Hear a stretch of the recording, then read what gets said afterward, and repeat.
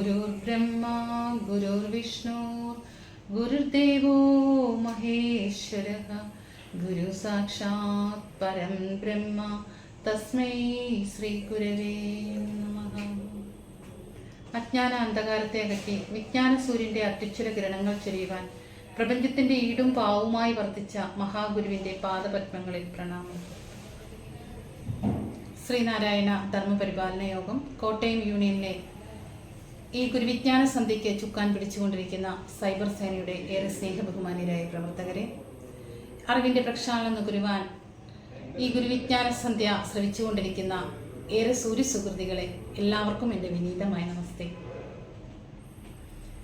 കഴിഞ്ഞ 33 ദിവസങ്ങളായി അറിവിന്റെ വെളിച്ചത്തിലേക്ക് നമ്മളെ നയിച്ചുകൊണ്ടിരിക്കുകയാണ്. നമ്മളുടെയൊക്കെ ഉള്ളിൽ ഒരു തേന്മഴ തന്നെ പെയ്യ്ക്കുവാൻ ഈ ധർമ്മസേനയിലെ പ്രിയപ്പെട്ട അവർക്ക് കഴിഞ്ഞിട്ടുണ്ട് എന്നുള്ളതിൽ യാതൊരു സംശയവുമില്ല. ഇനിയുള്ള വരും കാലങ്ങളിൽ മഹാഗുരുവിൻ്റെ ദർശനമായിരിക്കും. ആ ദർശനം ഉൾക്കൊണ്ടുകൊണ്ട് നമുക്ക് ജീവിക്കുവാനും അത് പ്രാവർത്തികമാക്കുവാനും ഒക്കെയുള്ള ഒരു വലിയ നേർക്കാഴ്ചയാണ് ഇവരുടെ ഈ ഒരു പ്ലാറ്റ്ഫോം. അതിൽ എനിക്കും ഭാഗവക്കാകുവാൻ കഴിഞ്ഞതിന് മഹാഗുരുവിൻ്റെ നാമത്തിൽ ഏറെ ഹൃദ്യമായ നന്ദിയും സ്നേഹവും അറിയിക്കുകയാണ്. ഇന്ന് എൻ്റെ പ്രതിപാദ്യ വിഷയമായിട്ട് ഞാൻ എടുത്തിരിക്കുന്നത് ഭഗവാൻ ശ്രീനാരായണ ഗുരുദേവൻ്റെ കവിത്വസിദ്ധി നമ്മുടെ ഈ കാലഘട്ടത്തിലൂടെ സഞ്ചരിക്കുമ്പോൾ നമ്മളുടെ ജീവിതത്തിൽ അത് എത്രത്തോളം സ്വാധീനിച്ചിട്ടുണ്ട് എന്നുള്ളതാണ്. ഗുരുവിൻ്റെ ആ കവിത്വം നാം ഒന്ന് തിരിച്ചറിയേണ്ടത് തന്നെയാണ്.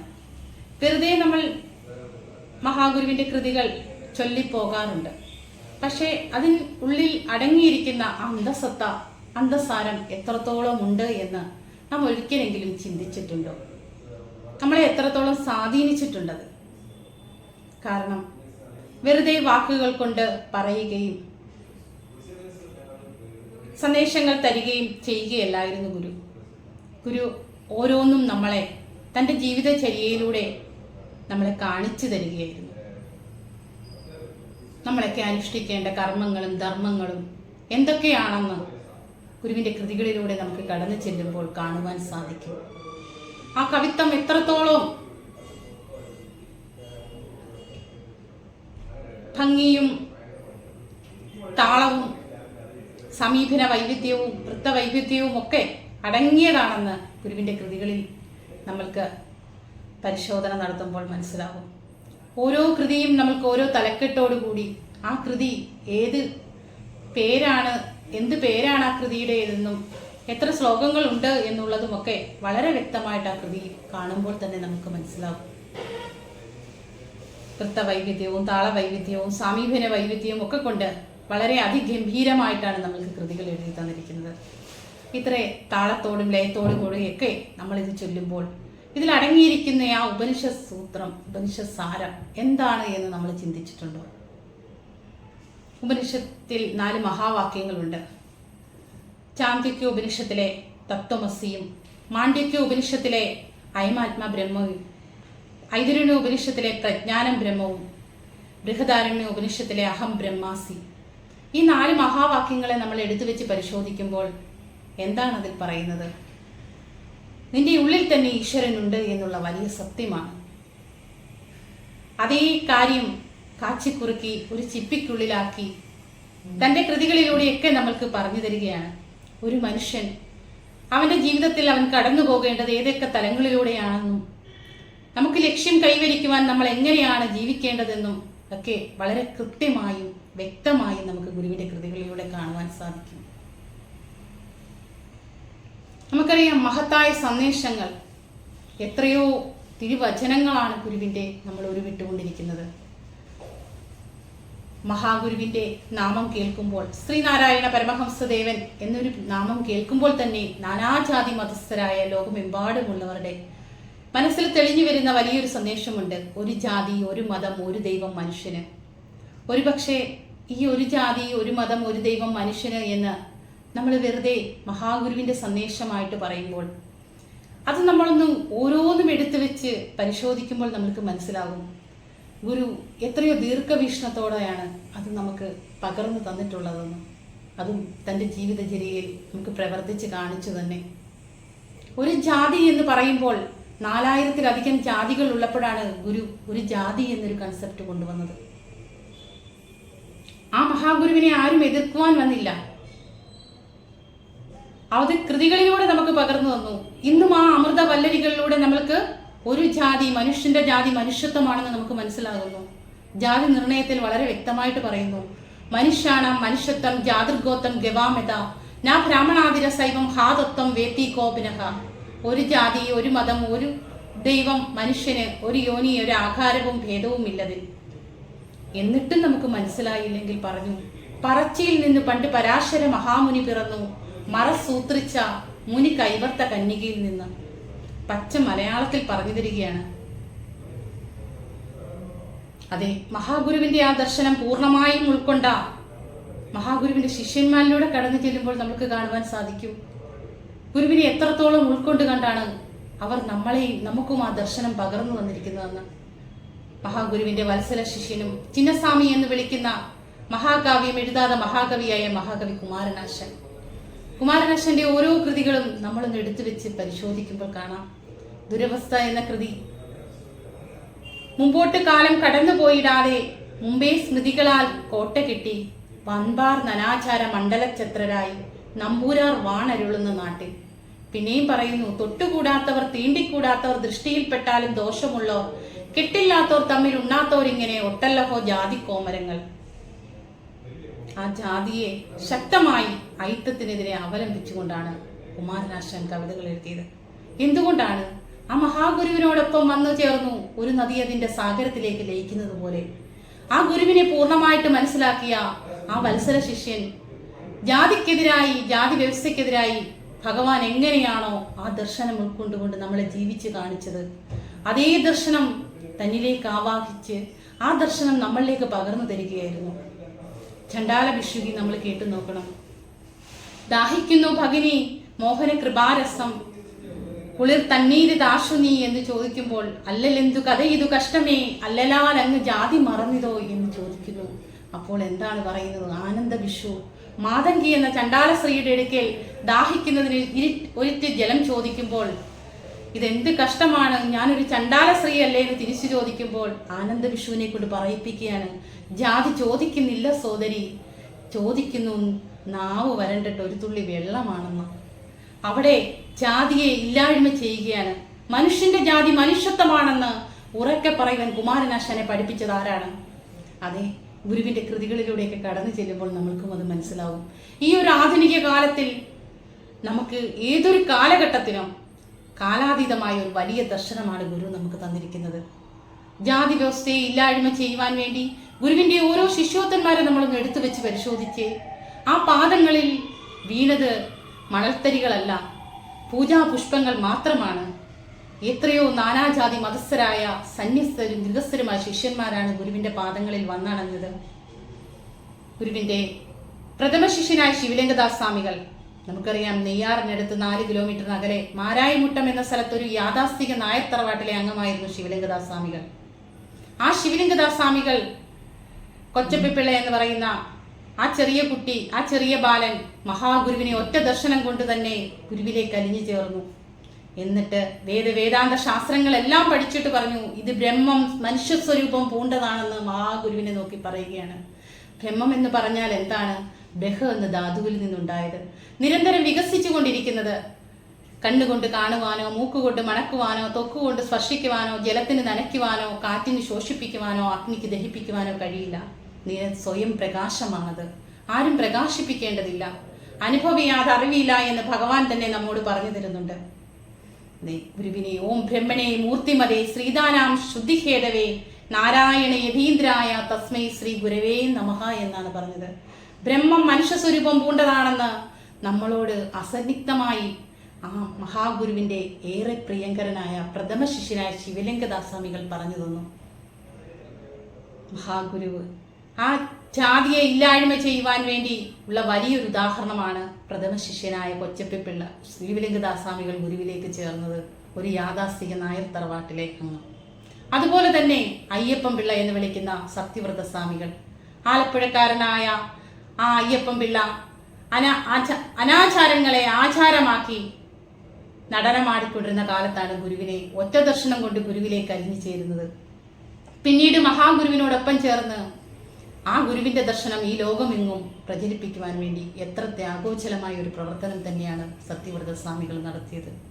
മഹാഗുരുവിന്റെ ഒറ്റ മതം എന്ന ആ കൺസെപ്റ്റ്, എല്ലാവരും സോദരത്തേന വാഴുന്ന മാതൃകാ സ്ഥാനമാണിത് എന്ന് പറഞ്ഞ് ഒരു സർവമത സമ്മേളനം നടത്തിയപ്പോൾ അതിന്റെ സ്വാഗത പ്രസംഗം പറയുവാൻ ഈ സത്യവ്രത സ്വാമികളെയാണ് നിയമിതനാക്കിയത് മഹാഗുരു. അതുപോലെ തന്നെ ധർമ്മതീർത്ഥ സ്വാമികൾ, P Parameswara Pillai BA LLB എന്നറിയപ്പെടുന്ന വടക്കാഞ്ചേരിക്കടുത്തുള്ള ഒരു നായർ തറവാട്ടിലെ അംഗം, ഏറ്റവും ഉയർന്ന ബിരുദം നേടി BA ബിരുദധാരിയായി നിയമം പാസ്സായി ഹൈക്കോടതി ജഡ്ജിയായെങ്കിലും ആത്മീയ കാര്യങ്ങളിൽ ശ്രദ്ധയിലൂന്നി മഹാഗുരുവിന്റെ അനന്തരഗാമിയായ ബോധാനന്ദ സ്വാമികളിൽ ആകർഷ്ടനായി അങ്ങനെ ഗുരുവിനെ കുറിച്ചറിഞ്ഞ് ഗുരുവിനോടൊപ്പം ചേർന്ന് ധർമ്മസംഘത്തിന്റെ ജനറൽ സെക്രട്ടറിയായി മാറുന്നു.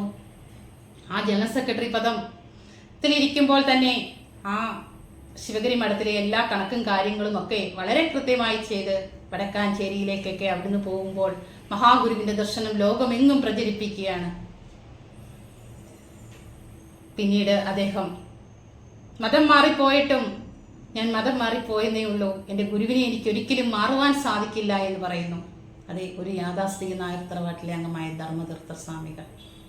അതുപോലെ എത്ര ശിഷ്യോത്തന്മാരാണ് മഹാഗുരുവിനോടൊപ്പം ചേർന്ന് ആ മഹാഗുരുവിന്റെ ദർശനം ഉൾക്കൊണ്ടുകൊണ്ട് കൃതികൾ എഴുതി ആ ഗുരുവിന്റെ പാത പിന്തുടർന്ന് ജാതിക്കെതിരെയൊക്കെ ശക്തമായി പ്രതികരിക്കുകയുണ്ടായി.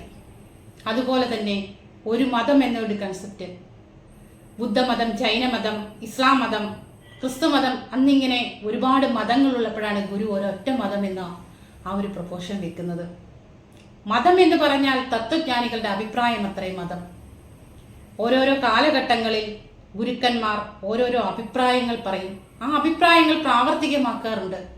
അതാണ് മതം എന്ന് പറയുന്നത്. എന്നാൽ നമ്മളിവിടെ മതത്തിന്റെ പേരിൽ പോരടിക്കുകയാണ്. പക്ഷേ ഗുരു ആ മതം, എല്ലാ മതത്തിന്റെയും സാരം ഒന്നു തന്നെയാണെന്ന് ഉറപ്പിച്ചു പറയുവാൻ വേണ്ടി ഒരു സർവമത സമ്മേളനം തന്നെ വിളിച്ചുകൂട്ടി. 1924 ആലുവ അദ്വൈത ആശ്രമത്തിൽ നടന്ന സർവമത സമ്മേളനം. എല്ലാ മതത്തിലുമുള്ള മത അനുയായികളെ വിളിച്ചുകൊണ്ട് പ്രസംഗം നടത്തി. എന്നാൽ ഇതിനു മുമ്പ് 1893 ചിക്കാഗോയിൽ നടന്ന സർവമത സമ്മേളനം, സ്വാമി വിവേകാനന്ദൻ പങ്കെടുത്ത സമ്മേളനം, അവിടെ കൊളംബസ് അമേരിക്ക കണ്ടുപിടിച്ചതിന്റെ 400ാം വാർഷികത്തോടനുബന്ധിച്ചാണ് അവിടെ ഒരു സർവമത സമ്മേളനം നടക്കുന്നത്. അതൊരു പ്രത്യേക മതവിഭാഗത്തിന് മാത്രമായിട്ട് നടന്നൊരു സമ്മേളനമാണ്. അതുകൊണ്ട് തന്നെ ലോകത്തിലെ 1ാമത്തെ സർവമത സമ്മേളനമായിട്ട് തന്നെ നമുക്ക് ആലുവായിൽ നടന്ന സർവമത സമ്മേളനത്തെ കണക്കാക്കാം. 1924 അന്ന് അവിടെ എല്ലാ മതനുയായികളെ കൊണ്ടും പ്രസംഗിച്ചപ്പോൾ എന്താണ് പറഞ്ഞത്? എല്ലാവരും അവരവരുടേതായ മതത്തെ കുറിച്ച് സംസാരിക്കുകയുണ്ടായി. അവസാനം മഹാഗുരു പറഞ്ഞു, എല്ലാ മതത്തിന്റെയും സാരം ഒന്നു തന്നെയാണ്. എല്ലാ മതത്തിലും ഉള്ളവർ വിശ്വസിക്കുന്നത്, അവർ ലക്ഷ്യം വെക്കുന്നത് ഒന്നു തന്നെയാണ്, മോക്ഷമാണ്, ആത്മസുഖമാണ്. അതുകൊണ്ട് തന്നെ നമുക്ക് ശിവഗിരിയിലൊരു മതമഹാപാഠശാല സ്ഥാപിക്കണം. ഗുരുവിന്റെ ആ വലിയൊരു ദീർഘവീക്ഷണമാണ് നമ്മൾ അവിടെ കാണുന്നത്.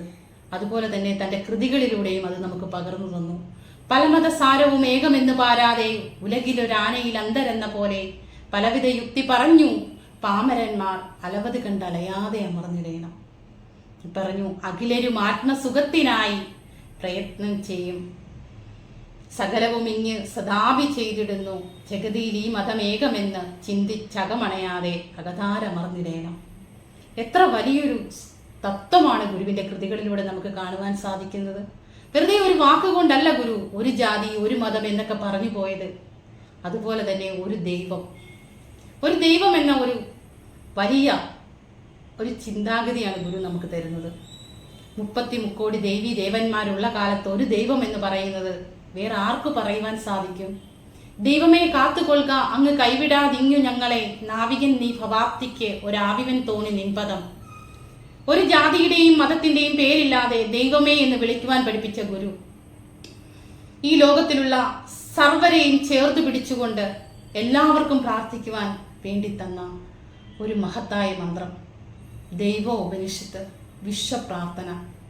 പിന്നെ അതിന്റെ ഓരോ വരികളും നമ്മൾ എടുത്തു വെച്ച് പരിശോധിക്കുമ്പോൾ ഈ പ്രപഞ്ചത്തിന്റെ സത്ത എന്താണെന്ന് നമുക്ക് അതിലൂടെ വ്യക്തമാക്കി തരികയാണ്.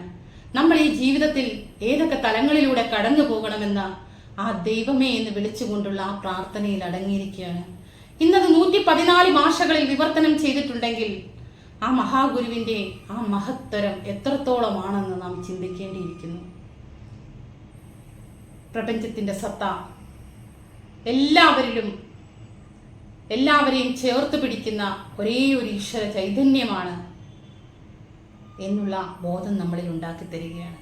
അദ്വൈത ദീപികയിൽ പറയുന്നുണ്ട്, പേരായിരം പ്രതിഭയായിരം ഇങ്ങവറ്റിൽ ആരായിക്കിലും എന്ന് പറഞ്ഞ് വാസസു തന്തുവിത് പഞ്ഞീത ആദി മൂല ഭൂതപ്രഘാതം ഇതും ഓർക്കുകിൽ ഇപ്രകാരം. നമ്മൾക്കിടുന്ന വസ്ത്രം മുതൽ ആ വസ്ത്രം എവിടെ നിന്നാണ് ഉണ്ടായത്? പഞ്ഞിയിൽ നിന്നാണ്, നൂലിൽ നിന്നാണ്. അത് നൂലെവിടെ നിന്നാണ്? പഞ്ഞിയിൽ നിന്നാണ്. പഞ്ഞി എവിടെ നിന്നാണ്? ഒരു മരത്തിൽ നിന്നാണ്. ആ മരം എവിടെയാണ് വളരുന്നത്? ഭൂമിയിലാണ്. ഭൂമിയിൽ വളരണമെങ്കിൽ അതിന് എന്ത് വേണം? പഞ്ചഭൂതാത്മാക്കളുടെ ആ ഒരു ചേർത്ത് പിടിക്കൽ വേണം. അവിടെയൊക്കെ ഒരു സത്തയുണ്ട് എന്നുള്ള വലിയ സത്യമാണ് ഗുരു അവിടെ നമുക്ക് വിളിച്ചോതി തരുന്നത്. ദൈവമേ എന്ന് വിളിക്കുവാൻ പഠിപ്പിച്ച ദൈവം ഈശ്വരൻ, ഒരൊറ്റ ദൈവം എന്ന നമുക്ക് പറഞ്ഞു തന്നു. ഒരു ജാതി ഒരു മതമേ ആണെന്നുണ്ടെങ്കിൽ ഒരു ദൈവമേ നമുക്കുള്ളൂ. പല ദേവതാ സങ്കല്പത്തിൽ നമ്മൾക്ക് പ്രതിഷ്ഠകൾ നടത്തി തന്നിട്ടുണ്ടെങ്കിലും ഗുരുവിന്റെ ഏക ലക്ഷ്യം ഒരു സാമൂഹ്യ പരിവർത്തനമായിരുന്നു. ക്ഷേത്രത്തിൽ വെറുതെ പോയി കുളിച്ചു തൊഴുക എന്നുള്ളതല്ലായിരുന്നു. അവിടെ അറിവാണ് ഈശ്വരൻ എന്നാണ് ഗുരു പറഞ്ഞു തന്നത്. ചെമ്പഴന്തി വയൽവാരം വീട്ടിൽ മാടനാശാന്റെയും കുട്ടിയമ്മയുടെയും പുത്രനായി സർവോത്കൃഷ്ടമായ ചതയം നാളിൽ പൂജാതനാകുമ്പോൾ ആ മഹാഗുരു കരഞ്ഞില്ല. എന്തുകൊണ്ടാണ്? ഈ താഴേക്കിടയിൽ കിടക്കുന്ന, ഈ നരകയാതന അനുഭവിച്ചു കിടക്കുന്ന, കഷ്ടപ്പെട്ട് കിടക്കുന്നവർക്ക് സമൂഹത്തിന്റെ മുഖ്യധാരയിലേക്ക് ഉയർത്തിക്കൊണ്ടുവരുവാൻ വേണ്ടി. ഗുരു പറഞ്ഞു, സ്പഷ്ടം നിലാവങ്ങ് നീങ്ങി ദിനകരൻ ഉദയം ചെയ്തു, ചന്ദ്രൻ മറഞ്ഞു, തട്ടിത്തട്ടി പെരുക്കി പെരുവിളിയിൽ ഇതാക്കിയിടുവാൻ പിന്നെയാട്ടെ. കഷ്ടം ദീനം പിടിച്ചോ നദിരെതിൽ കുടിച്ചോ കിടക്കുന്ന ലോകർക്ക് ഉത്തിഷ്ട നദിയിൽ മുഴുകുവാൻ കാലമായി വന്നതിപ്പോൾ. അത്രത്തോളം വലിയൊരു ദർശനമാണ് ഗുരു. ബ്രഹ്മവിത്തായിട്ട് ഗുരു നമുക്കിടയിലേക്ക് ഇറങ്ങി വരികയായിരുന്നു. ദൊക്ത ജ്ഞാനാഗ്നീന സർവം ഉദ്ദിശ്യ ജഗദാംഹിത ന കരോതി വിധിവത് കർമ്മ ബ്രഹ്മവിത് ബ്രഹ്മണി ഭവതി. ജ്ഞാനമാകുന്ന അഗ്നി കൊണ്ട് ഈ ജഗത്തിന്റെ ഹിതത്തിന് വേണ്ടി വർത്തിക്കുവാനാണ് ഞാനിവിടെ എത്തിച്ചേർന്നിരിക്കുന്നതെന്നാണ് ഗുരു നമ്മളെ പഠിപ്പിച്ചത്, പറഞ്ഞിട്ട് നമ്മുടെ കൂടെ വന്നത്. ആ ഗുരു ആ ആനന്ദം, ആ ആത്മ ഞാൻ രഹസ്യം അറിഞ്ഞിട്ട് പറഞ്ഞു. സ്വാനുഭവ വീതിയിൽ 7ാമത്തെ പദ്യത്തിൽ പറയുന്നുണ്ട്, ആനന്ദക്കടൽ പൊങ്ങി താനേ പായുന്നിതാ പരന്നൊരു പോൽ, ജ്ഞാനം കൊണ്ടിതിലേറി പാനം ചെയ്യുന്നു പരമഹംസജനം. ജനം ഇത് കണ്ടു തെളിഞ്ഞാൽ ജനിമൃതി കൈവിട്ടിരിക്കമെന്നിലയിൽ, മനതളിരൊന്നു കലർന്നാൽ അനവരതം സൗഖ്യം അന്നു തന്നെ വരും. നമ്മൾക്കൊക്കെ ആ ഒരു സ്പിരിച്വാലിറ്റി, ആ ആത്മജ്ഞാന രഹസ്യം നമ്മൾക്ക് അറിയുവാൻ സാധിച്ചാൽ നമ്മൾക്കൊക്കെ ആ ഒരു ആനന്ദം തനിയെ വന്നു ചേരുമെന്നാണ് ഗുരു പറയുന്നത്. പക്ഷേ ആ ആനന്ദം അനുഭവിക്കാൻ നമ്മളൊക്കെ ശ്രമിക്കാറുണ്ടോ എന്നൊരു ചോദ്യമാണ്. ആ മഹാഗുരുവിൻ്റെ ആ ഓരോ കൃതികളിലൂടെയും ഒക്കെ നമ്മൾ കടന്നു പോകുമ്പോൾ നമ്മളെ എല്ലാം സംരക്ഷിക്കുവാൻ വേണ്ടി, നമ്മളെ എല്ലാം കൂടെ നിന്ന് ആ വലിയൊരു ദർശനം തന്ന മഹാഗുരുവിനെ നമ്മൾ എത്രത്തോളം നമ്മുടെ നെഞ്ചിലേറ്റുന്നുണ്ട്. ഒരു ജാതി, ഒരു മതം, ഒരു ദൈവം, മനുഷ്യൻ എന്നാ പറഞ്ഞ് ഈ മാനവരാശിയെ എല്ലാവരെയും ഒന്നിച്ചു ചേർക്കുവാനുള്ള വലിയൊരു ലക്ഷ്യമാണ് ഗുരു കണ്ടത്. ജാതിഭേദം മതദ്വേഷം ഏതുമില്ലാതെ സർവരും സോദരത്തേന വാഴുന്ന മാതൃകാസ്ഥാനമാണിത്. ഈ ആവാസ വ്യവസ്ഥയിലുള്ള സകല ജീവജാലങ്ങളെയും എല്ലാവരെയും ഒന്നിച്ചു ചേർക്കുന്ന വലിയൊരു സന്ദേശമാണ് ഗുരു നമുക്ക് തന്നത്. ആ ഗുരുവിന്റെ പാത പിന്തുടർന്നുകൊണ്ട്, ആ ഗുരുവിനെ ഈശ്വരനായിട്ട് നമ്മുടെ ഉള്ളിൽ പ്രതിഷ്ഠിച്ചുകൊണ്ട്, ആ ഗുരുവിനെ ഒരു മഹാസൗധമായി കണ്ട് ആ മഹാസൗധത്തിലേക്ക് നമ്മൾക്ക് ഓരോരുത്തർക്കും കയറി ചെല്ലുവാനുള്ള വാതായനങ്ങളായി, ജനാലകളായി മഹാഗുരുവിന്റെ കൃതികളിലൂടെയൊക്കെ നമ്മൾക്ക് കടന്നു പോകുമ്പോൾ നമുക്ക് മനസ്സിലാകും നമ്മളുടെ ജീവിതത്തിൽ ഏത് പ്രതിസന്ധികൾ വന്നാലും അതിനെയൊക്കെ നമ്മൾക്ക് തരണം ചെയ്യുവാൻ വേണ്ടി മഹാഗുരുവിന്റെ ദർശനം എത്രത്തോളം വലുതാണ് എന്നുള്ളത്. ആ ഒരു പാത നമുക്കിനിയും വരും കാലഘട്ടത്തിൽ, ഇനിയും വരുന്ന തലമുറയ്ക്കും പകർന്നു കൊടുക്കുവാൻ സാധിച്ചുകൊണ്ട് മുന്നോട്ടുള്ള പ്രയാണം അതിനു വേണ്ടിയായിരിക്കണം. വാദിക്കാനും ജയിക്കാനുമല്ല, അറിയാനും അറിയിക്കാനുമാണ്. ആ തത്വം ഉൾക്കൊണ്ടുകൊണ്ട് സമഭാവനയോടും സമഭക്തിയോടും സമബുദ്ധിയോടും കൂടി നമുക്ക് ഓരോരുത്തർക്കും മുന്നോട്ട് പോകുവാൻ സാധിക്കണം. ഇങ്ങനെയൊരു ഉദ്യമം ഏറ്റെടുത്തുകൊണ്ട് ഇങ്ങനെയൊരു പ്ലാറ്റ്ഫോം ഒരുക്കി മഹാഗുരുവിന്റെ ദർശനം ഈ ലോകമെങ്ങും പ്രചരിപ്പിക്കുക എന്ന ദൗത്യം ഏറ്റെടുത്തുകൊണ്ട് കോട്ടയം യൂണിയനിലെ സൈബർ സേനയിലെ ബഹുമാനരായ പ്രവർത്തകർ നടത്തുന്ന ഈ ഉദ്യമം വളരെ അഭിനന്ദനം അർഹിക്കുന്നതാണ്. മുന്നോട്ടും അവർക്ക് നല്ല രീതിയിലുള്ള പ്രവർത്തനം നടത്തുവാൻ സാധിക്കട്ടെ എന്ന പ്രാർത്ഥനയോടെ എൻ്റെ ഈ എളിയ വാക്കുകൾ മഹാഗുരുവിൻ്റെ പാദപത്മങ്ങളിൽ സമർപ്പിച്ചുകൊണ്ട് നിർത്തുന്നു. നന്ദി, നമസ്തേ. ഗുരുധർമ്മം ജയിക്കട്ടെ.